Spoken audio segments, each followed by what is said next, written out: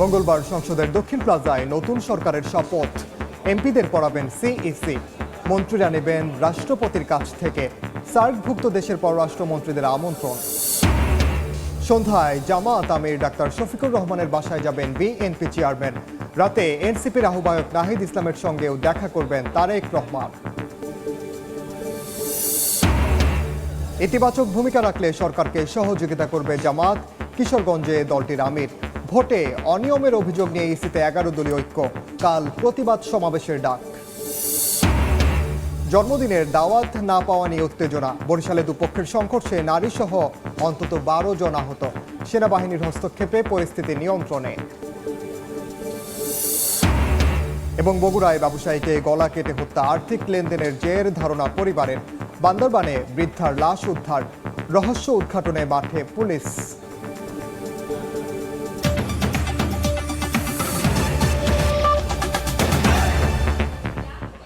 বাংলার সময়ের সঙ্গে আছি আমি ওমরিনা। জাতীয় সংসদের দক্ষিণ প্লাজায় হবে নতুন সরকারের শপথ। মঙ্গলবার সকালে নতুন এমপিদের শপথ পড়াবেন প্রধান নির্বাচন কমিশনার। বিকেলে প্রধানমন্ত্রী ও নতুন মন্ত্রিসভার সদস্যরা শপথ নেবেন রাষ্ট্রপতির কাছে। শপথ অনুষ্ঠানে সার্কভুক্ত দেশের পররাষ্ট্রমন্ত্রীদের আমন্ত্রণ জানিয়েছে অন্তর্বর্তী সরকার। এদিকে নতুন সরকারের মন্ত্রিপরিষদ নিয়ে নানা প্রত্যাশার কথা জানিয়েছেন সাধারণ মানুষ। ত্রয়োদশ জাতীয় সংসদ নির্বাচনে নিরঙ্কুশ সংখ্যাগরিষ্ঠতা পাওয়ায় বিএনপির চেয়ারম্যান তারেক রহমানের নেতৃত্বে নতুন সরকার শপথ নিতে যাচ্ছে মঙ্গলবার। সেদিন বিকেলে জাতীয় সংসদের দক্ষিণ প্লাজায় প্রধানমন্ত্রী হিসেবে তারেক রহমান ও নতুন মন্ত্রিসভার সদস্যদের শপথ অনুষ্ঠানের আয়োজন করা হয়েছে। শপথ পড়াবেন রাষ্ট্রপতি মোহাম্মদ শাহাবুদ্দিন। এর আগে একই দিন সকালে শপথ নেবেন নবনির্বাচিত সংসদ সদস্যরা। প্রধান নির্বাচন কমিশনার তাদেরকে শপথ পড়াবেন। শপথ গ্রহণ অনুষ্ঠানে অংশগ্রহণের জন্য সার্কভুক্ত দেশের পররাষ্ট্রমন্ত্রীদের আমন্ত্রণ জানানো হয়েছে বলে জানিয়েছেন আইন উপদেষ্টা। সচিবালয়ে তিনি সাংবাদিকদের জানান, বিএনপির অভিপ্রায়ের কারণেই সংসদ ভবনের দক্ষিণ প্লাজায় হবে শপথ অনুষ্ঠান। যেহেতু আমাদের এই সংসদটা একটু ভিন্ন, অনেক কষ্ট, অনেক বেদনা, অনেক আপনার প্রাণহানি বিনিময়ে আমরা এই সংসদটা পেয়েছি। সবকিছু বিবেচনা করে ওনারা অভিপ্রায় ব্যক্ত করেছেন, আমরা সেটা অনুযায়ী আয়োজন করছি। মঙ্গলবার দিন সকাল 10টার সময় সংসদ সদস্যদের শপথ হচ্ছে, আর বিকাল 4টায় সাউথ প্লাজাতে শপথ অনুষ্ঠান হবে মন্ত্রিসভার। সার্ক কান্ট্রিগুলোর পররাষ্ট্র মন্ত্রীদের বলা হয়েছে। রাজনৈতিক দলগুলো নতুন মন্ত্রীদের আগাম শুভেচ্ছা জানিয়ে পরিবেশ উপদেষ্টা বলেন, নির্বাচিত সরকারকে যে কোনো ধরনের সহযোগিতায় প্রস্তুত তারা। তাদেরকে আমরা অন্তরের অন্তঃস্থল থেকে শুভেচ্ছা জানাই, স্বাগত জানাই। তাদের সাথে আমাদের নিশ্চয়ই একটা ওয়ার্কিং রিলেশনশিপ থাকবে। আমরা যখন সুশীল সমাজে যাব, এনজিওতে ফেরত যাব, যার যার পেশায় ফেরত যাব, সকলেই সকল সময় সকল সরকারের সাথেই আমরা যোগাযোগ রেখে কাজ করি। তারা যদি আমাদেরকে কোনো ব্যাপারে আমাদের পরামর্শ প্রয়োজন মনে করেন, তারা অবশ্যই চাইবেন, আমরা দিব। শপথ অনুষ্ঠানে মন্ত্রী, প্রতিমন্ত্রী বা উপমন্ত্রী হিসেবে ডাক পাওয়া ব্যক্তিদেরকে বহন করতে পরিবহন পুলের পক্ষ থেকে 50টি গাড়ি প্রস্তুত রাখা হয়েছে বলে জানিয়েছে মন্ত্রিপরিষদ বিভাগ। প্রসূন আশিস, সময় সংবাদ, ঢাকা। নির্বাচনে প্রতিদ্বন্দ্বী জামায়াতে ইসলামীর আমির ডাক্তার শফিকুর রহমান ও এনসিপি আহ্বায়ক নাহিদ ইসলামের বাসায় যাবেন বিএনপি চেয়ারম্যান তারেক রহমান। সন্ধ্যা 7টায় রাজধানীর বসুন্ধরা আবাসিক এলাকায় জামায়াত আমিরের বাসায় যাবেন বিএনপি চেয়ারম্যান। এরপর বেইলি রোডে এনসিপির আহ্বায়ক নাহিদ ইসলামের বাসায় যাবেন তিনি। নির্বাচন পরবর্তী সৌজন্য সাক্ষাৎ ও শুভেচ্ছা বিনিময়ে তাদের সঙ্গে দেখা করতে যাবেন বিএনপি চেয়ারম্যান তারেক রহমান। সরকারি দল ইতিবাচক ভূমিকা পালন করলে জামাত সহযোগিতা করবে, তবে জনস্বার্থ বিঘ্নিত হলে জনগণের পাশে থাকার কথা জানিয়েছেন দলটির আমির ডাক্তার শফিকুর রহমান। এর আগে কিশোরগঞ্জের ইটনায় নির্বাচনী জনসভায় যাওয়ার পথে হৃদরোগে মারা যাওয়া জামায়াত কর্মী শাহ আলমের পরিবারের দায়িত্ব নেওয়ার ঘোষণা দেন জামায়াত আমির ডাক্তার শফিকুর রহমান। সকালে ইটনা উপজেলার শিমুলবাগ গ্রামে শাহ আলমের পরিবারের সঙ্গে দেখা করেন জামায়াত আমির। এ সময় শোক সন্তপ্ত পরিবারের প্রতি সমবেদনা জানান তিনি। যোগ দেন আয়োজিত স্মরণ সভায়। পরে কটিয়াদি সরকারি কলেজ মাঠের নির্বাচনী জনসভা থেকে ফেরার পথে সড়ক দুর্ঘটনায় নিহত আব্দুস সালামের পরিবারের সঙ্গে দেখা করতে যান জামায়াত আমির।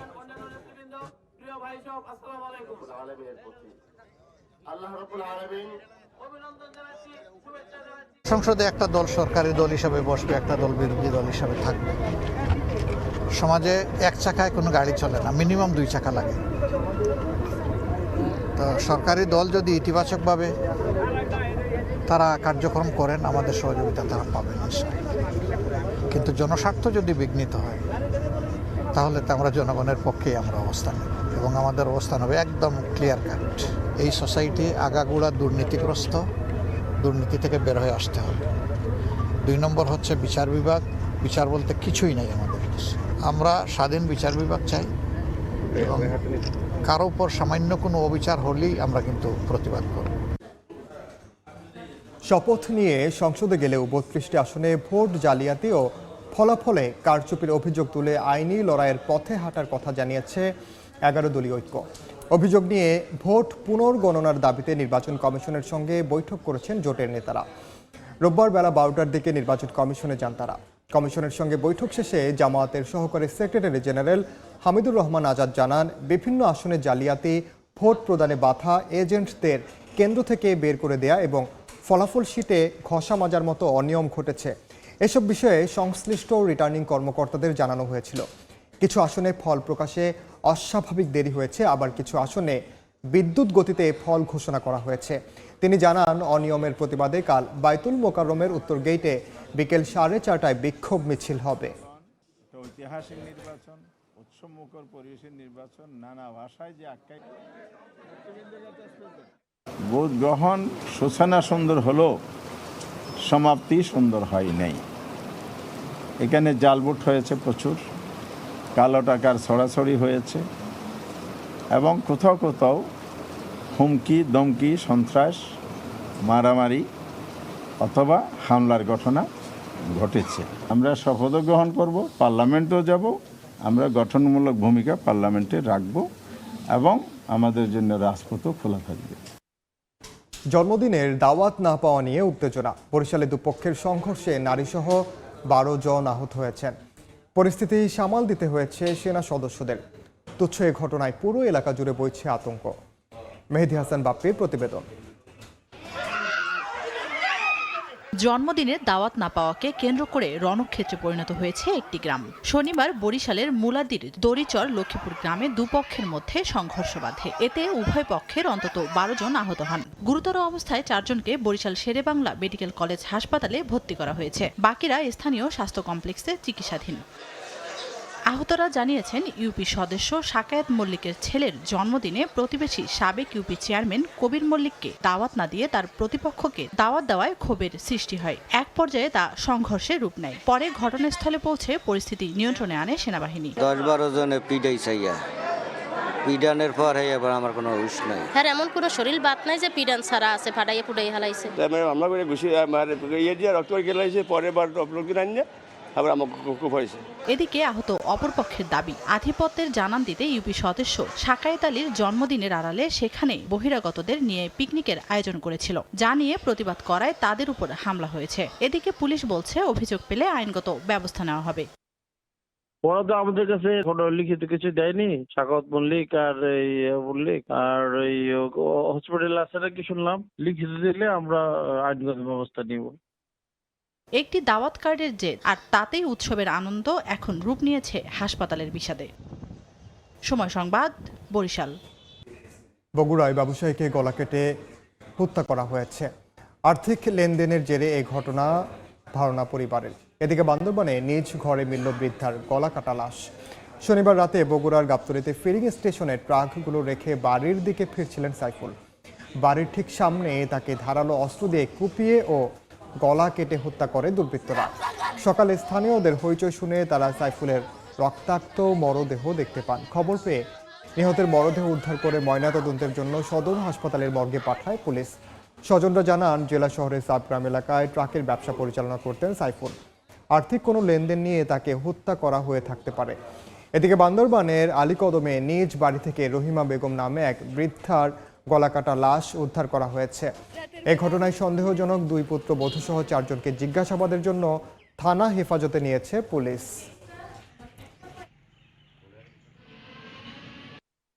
চিকিৎসা নিতে গিয়ে মধ্যযুগীয় কায়দায় যুবককে নির্যাতনের অভিযোগ উঠেছে গাইবান্ধার মাদকাসক্তি নিরাময় কেন্দ্রের বিরুদ্ধে।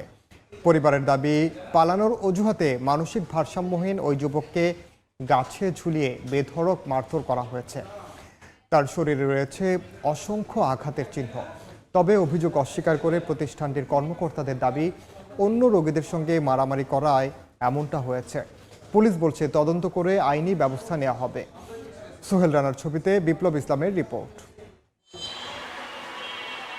গাইবান্ধা শহরের D8 রোডে গণ উন্নয়ন কেন্দ্রে পরিচালিত GUK মাদকাসক্ত নিরাময় ও পুনর্বাসন কেন্দ্র। চিকিৎসার আশায় গত বছরের 28 আগস্ট এখানে ভর্তি করা হয় শহরের বাসিন্দা মানসিক ভারসাম্যহীন মুর্শিদ হাক্কানিকে। সেই চিকিৎসা কেন্দ্রে তার উপর নির্মম নির্যাতনের অভিযোগ উঠল। গাইবান্ধা জেনারেল হাসপাতালের একটি বেডে কাতরাচ্ছেন নির্যাতনের শিকার মুর্শিদ হাক্কানি। তার অভিযোগ, পালানোর চেষ্টা করেছেন এমন অজুহাতে তাকে নির্যাতন করা হয়। নির্যাতনের কথা পরিবারকে না বলতে দেখানো হয় ভয়ভীতিও। লটকে পেয়ারার ডাল দিয়ে এসকেএস পাইপ দিয়ে আমাকে পিটাইছে ঠিকভাবে। গত 11 ফেব্রুয়ারি দেখা করার সুযোগ পেলে মুর্শিদের শরীরে অসংখ্য আঘাতের দাগ দেখতে পান। চিকিৎসার আড়ালে নির্যাতনের এমন ঘটনায় ক্ষোভ প্রকাশ করেছেন তারা। বই দেখতে পারে না, শুধু দেখতেও পারে না, মানে এই অবস্থার মধ্যে দিনটা যাওয়া লাগছে। এই নাক যেভাবে মারছে এইভাবে মানুষক মারা যায় না। তবে অভিযোগ অস্বীকার করে কেন্দ্রের দায়িত্বে থাকা কাউন্সিলরের দাবি, ভর্তি থাকা অন্য রোগীদের সঙ্গে মারামারির ঘটনায় এমনটা হয়েছে। বারবার এই জিনিসটা হচ্ছে, তখন পেশেন্টরাই হচ্ছে সবাই উত্তেজিত হয়ে, সবাই তো ড্রাগ অ্যাডিক্ট, সবাই তো মানসিকভাবে হচ্ছে ভারসাম্যহীন, তাই না? সবাই হচ্ছে সবাই মিলে ধরে হচ্ছে হলো আমাদের কোনো স্টাফ গায়ে হাত তোলেনি। ভিক্টিমের ভাই অরঙ্গ হাক্কানি বাদী হয়ে 5 জনের বিরুদ্ধে লিখিত অভিযোগ দায়ের করেছে। নির্যাতনের ঘটনায় শনিবার বিকেলে GUK মাদকাসক্তি নিরাময় ও পুনর্বাসন কেন্দ্রের দায়িত্বপ্রাপ্ত 5 জনের নাম উল্লেখ করে থানায় অভিযোগ করেছেন ভুক্তভোগী পরিবার। সময় সংবাদ, গাইবান্ধা। নোয়াখালীর সেই নারীর নিরাপত্তায় পুলিশ মোতায়েন করা হয়েছে, তবে এই ব্যাপারে এখনও কোনো মামলা দায়ের করেনি ভুক্তভোগী নারী। অন্যদিকে অভিযোগ মিথ্যা, ষড়যন্ত্রমূলক ও সাজানো নাটক বলে দাবি করেছেন অভিযুক্ত আব্দুর রহমান। ধানের শীষের পক্ষে কাজ করায় 7 থেকে 8 জন এনসিপির কর্মী সমর্থক তাকে মারধর করেন। পুলিশ বলছে স্থানীয়ভাবে তদন্ত করে শুক্রবার রাতে ও শনিবার সকালে এনসিপি এবং বিএনপি কর্মীদের মধ্যে সংঘর্ষের প্রমাণ পাওয়া গেলেও ধর্ষণের ঘটনার কোনো তথ্য পাওয়া যায়নি।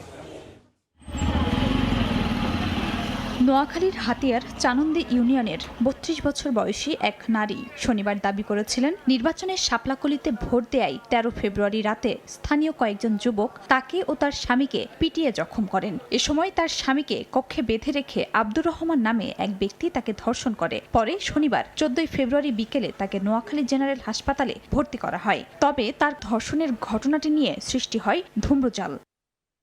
ভর্তি দিয়েছি আমরা, সেখানে মেডিকেল পরীক্ষার পরে এটা কনফার্ম করা হয়। ইনিশিয়ালি এসে কিসের পরীক্ষা করা হয়, যখন মামলা হয় তখন এসে ওই জিন এক্সপার্ট পরীক্ষা আর এক্সপার্ট পরীক্ষা করা হয়, সেটা দিয়ে তারপর ডিসিশন হয়। তো এসে কি আসলে ভ্যারি করে, এসে 7 দিনও লাগে, 3 দিনও লাগে।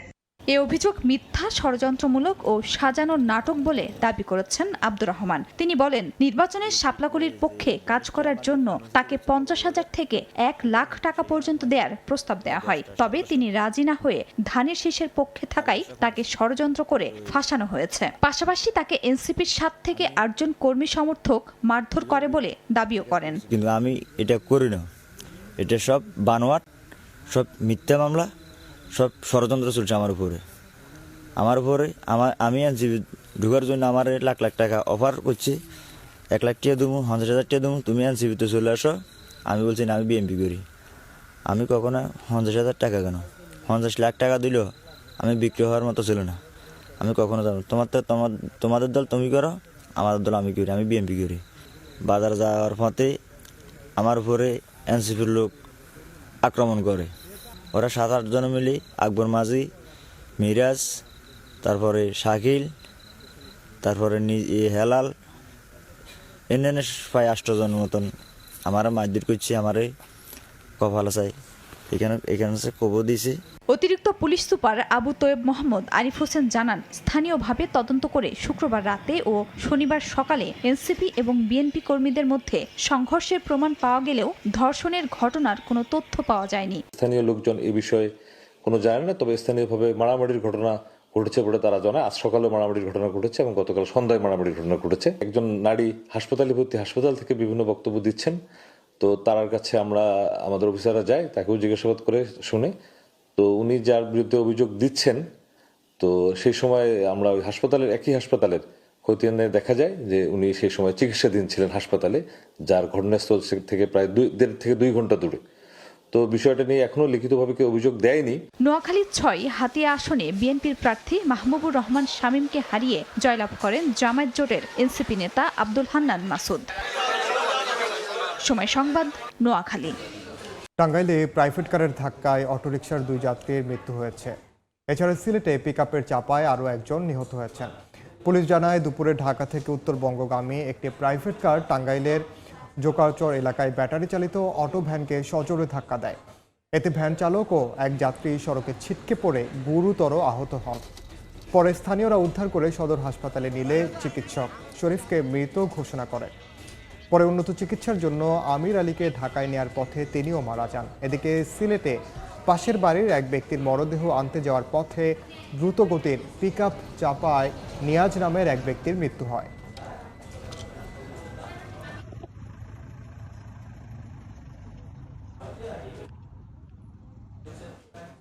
দুই শ্রমিক নেতাকে চাকরিচ্যুতের অভিযোগে বরিশালের সোনারগাঁও টেক্সটাইল মিলে কর্মবিরতি পালন হয়েছে।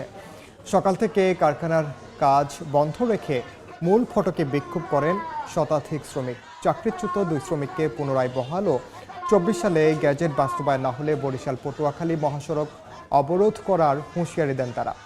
এদিকে অনাকাঙ্ক্ষিত ঘটনা এড়াতে কারখানার সামনে অতিরিক্ত পুলিশ মোতায়েন রয়েছে।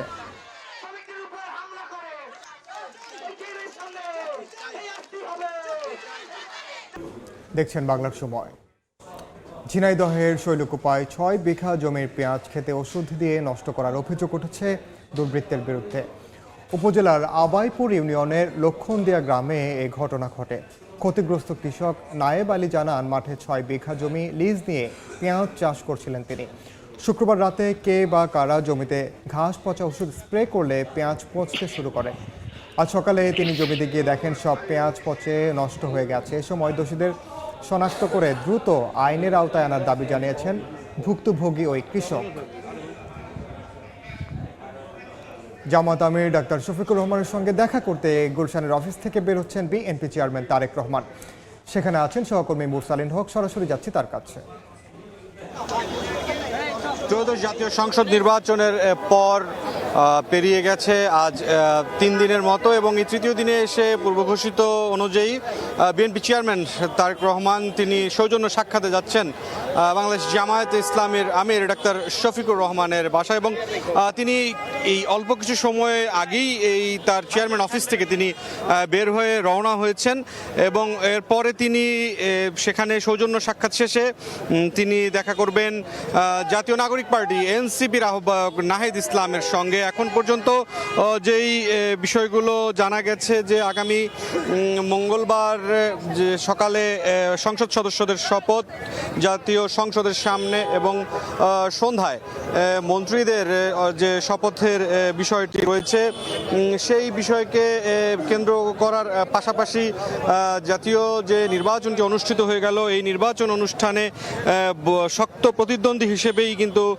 জামায়াত নেতৃত্বাধীন যে জোটে জাতীয় নাগরিক পার্টিরও সদস্য নির্বাচিত হয়েছেন, তারাও ছিলেন। এই যে 51টি দল এই জাতীয় সংসদ নির্বাচনে অংশ নিয়েছে, প্রত্যেককেই কিন্তু গতকাল শনিবার যে সংবাদ সম্মেলন হচ্ছে, সেই সংবাদ সম্মেলনের মাধ্যমে বিএনপি চেয়ারম্যান তারেক রহমান সকলকেই কিন্তু অভিনন্দন জানিয়েছেন। কেননা তার দৃষ্টিতে দেশের গণতন্ত্রের যে যাত্রা, সেই যাত্রায় এই সব রাজনৈতিক দলগুলোর অংশগ্রহণ একটি গুরুত্বপূর্ণ ভূমিকা হিসেবেই কিন্তু দেখা হয়েছে, এবং সেই প্রেক্ষিতে যে বিষয়টি দেখা গেছে যে এখন পর্যন্ত জাতীয় নাগরিক পার্টি এবং জামায়াত ইসলামী বাংলাদেশ এই দুটো দলের সাথে যে সৌজন্য সাক্ষাতের যে প্রক্রিয়াটি রয়েছে, সেই প্রক্রিয়ার অংশ হিসেবে এখন পর্যন্ত এই বিএনপির চেয়ারম্যান অফিসের সামনে থেকে রওনা হয়েছেন বিএনপির চেয়ারম্যান তারেক রহমান, এবং তারই প্রেক্ষিতে এই এখন বসুন্ধরা আবাসিক এলাকায় জামায়াত ইসলামীর যে আমির ডাক্তার শফিকুর রহমান তার বসুন্ধরা তার বাসায় তিনি যাচ্ছেন এবং এই যাত্রাপথে যেটি দেখা গেছে যে বিএনপি চেয়ারম্যান তারেক রহমান দেশে ফেরার পর থেকে যে নির্বাচন অনুষ্ঠিত হওয়া পর্যন্ত যে সময়টুকু সেই সময় কিন্তু দেখা গেছে যে দলের নেতাকর্মীরা যেই ধারাবাহিকভাবে এই চেয়ারম্যান অফিসের সামনে যে অবস্থান নিয়েছিলেন নির্বাচন পরবর্তী সময়েও কিন্তু দেখা গেছে বিএনপি চেয়ারম্যান তারেক রহমানকে নির্বাচনে যে ভূমিধস বিজয় হয়েছে 2/3 আসনেরও বেশি সংসদ সদস্য বিএনপির সেই আনন্দে উৎসুক এবং উৎসব মুখর যে নেতাকর্মী তারা কিন্তু শুভেচ্ছা জানানোর জন্য চেয়ারম্যান অফিসের সামনে ধারাবাহিকভাবেই কিন্তু তাদের এই ভিড় এখন পর্যন্ত তারা বজায় রেখেছেন বিএনপি নেতাকর্মীরা। সার্বিক দৃষ্টিতে যেটি দেখা যাচ্ছে যে এখন পর্যন্ত রাজনীতির যে সহাবস্থান যে সৌহার্দ্যপূর্ণ রাজনীতির বার্তা দেওয়ার চেষ্টা করে যাচ্ছেন বিএনপি চেয়ারম্যান তারেক রহমান তারই একটি বড় উদাহরণ হিসেবেই কিন্তু বিশ্লেষকরা বারবার বলছেন যে এই যে প্রতিদ্বন্দ্বিতাকারী যে রাজনৈতিক দলগুলো রয়েছে বিশেষ করে সামনের সংসদে বিরোধী দল হতে যাচ্ছেন যারা তাদের সাথে সরকার দলের যিনি প্রধান হচ্ছেন তিনি সশরীরে তাদের সাথে দেখা করতে যাচ্ছেন এটি সৌহার্দ্যপূর্ণ এবং রাজনৈতিক সহাবস্থানের একটি অনন্য উদাহরণ হয়ে থাকবে বলেই কিন্তু বিশ্লেষকরাও বলছেন। এমন পরিস্থিতিতে এই ঘটনাটি ঘটতে যাচ্ছে যখন 5 আগস্ট পরবর্তী সময়ে একটি যে অংশগ্রহণমূলক এবং অভূতপূর্ব যে নির্বাচনের বিষয়ে নানান পর্যবেক্ষক মহল থেকে যেটিকে সাধুবাদ জানা হয়েছে তারই প্রেক্ষিতে সরাসরি যুক্ত ছিলাম গুলশান। এই ছিল সন্ধ্যার, এই ছিল বাংলার সময়ের সঙ্গে থাকুন সময়ের।